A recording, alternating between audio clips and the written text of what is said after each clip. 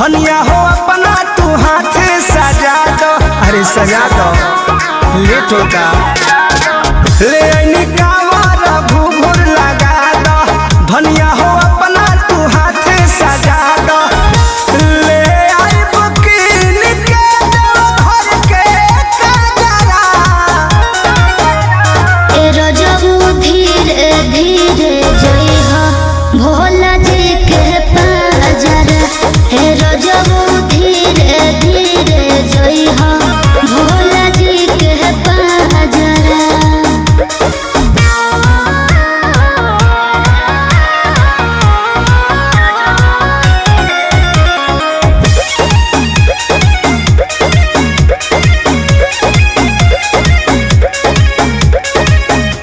चाहे ले भोला जवन होला ए गुजरिया हो। अच्छा सावन भर हमरा संगे बन जा पुजरिया हो। लगवा गवा रहेला ए सैया सारा लोग कहेला ए सैया। चाहे ले भोला जवन होला ए गुजरिया हो। सावन भर हमरा संगे बन जा पुजरिया हो।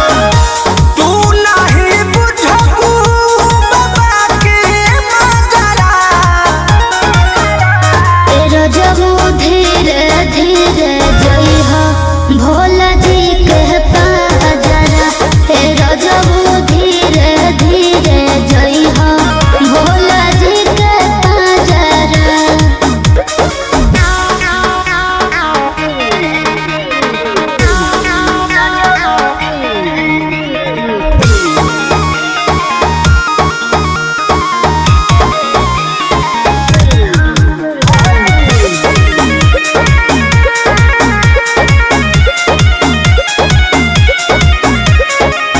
कृष्णा बेदर्दी परमोध पहिले गइल बाड़े।